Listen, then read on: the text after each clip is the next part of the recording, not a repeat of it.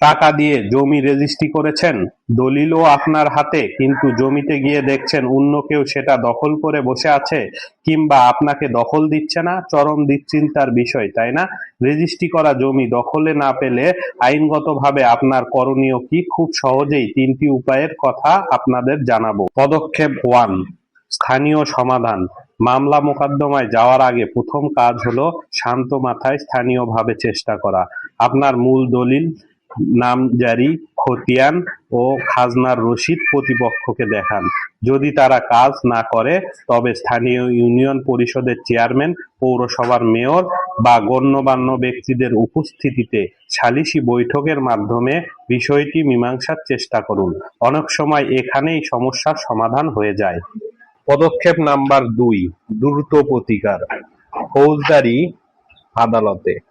কিন্তু প্রতিপক্ষ যদি মারমুখী হয়, জোর জবরদস্তি করে, শান্তি ভঙ্গের আশঙ্কা থাকে, তবে আপনাকে আইনের আশ্রয় নিতে হবে। আপনি সরাসরি নির্বাহী ম্যাজিস্ট্রেটের আদালতে ফৌজদারি কার্যবিধি 144 বা 145 ধারায় মামলা করতে পারেন।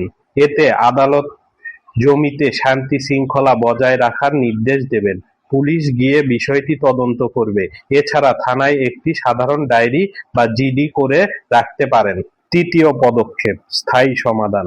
যদি জমি সম্পূর্ণভাবে অন্যের দখলে চলে যায় তবে আপনাকে দেওয়ানি আদালতের আশ্রয় নিতে হবে।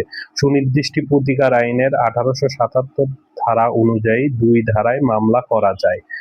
প্রথম ধারা হলো 9 ধারা। যদি আপনি খুব সাম্প্রতিক সময়ে বেদখল হয়ে থাকেন তবে বেদখল হওয়ার 6 মাসের মধ্যে এই ধারায় মামলা করতে পারবেন।